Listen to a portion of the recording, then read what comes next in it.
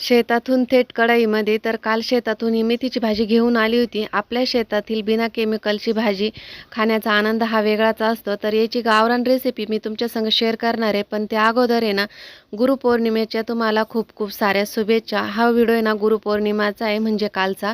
तर आज येतोय तुम्हाला. तर चला आता आहे ना, मी तुम्हाला ही रेसिपी शेअर करते आहे.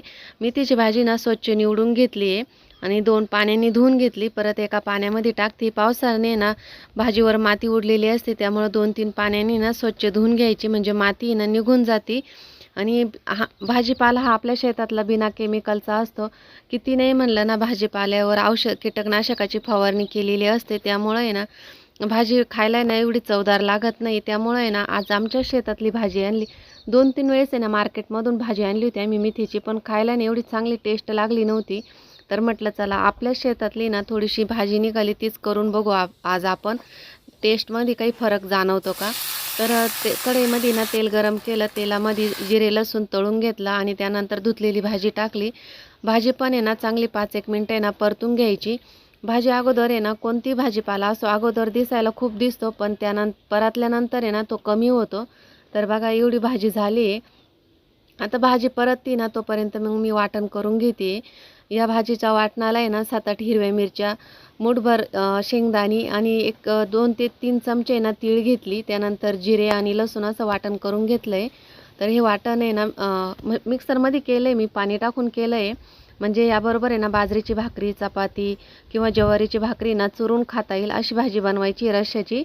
तर आता आहे ना मसाला परतून घेते चांगला. त्यानंतर आहे ना आपल्याला जसा रस्सा पाहिजेत ना त्याप्रमाणे पाणी टाकून घेते. या पद्धतीनं आहे ना तुम्ही पण भाजी करून बघा. 100% तुम्हाला पण ही रेसिपी ना नक्कीच आवडेल आणि अशा पद्धतीची ना भाजी तुम्हाला पण आवडेल. तर चला आता आहे ना भाजी मला पाहिजे ना तेवढी मी भाजीचा रस्सा बनवून घेते आहे. थोडंसं पाणी टाकते. या भाजीपाल्यामध्ये ना थंड पाणी टाकलं ना तरी पण चालते. तर मी भाजीला आहे ना थंडच पाणी वापरलं आहे आत्ता.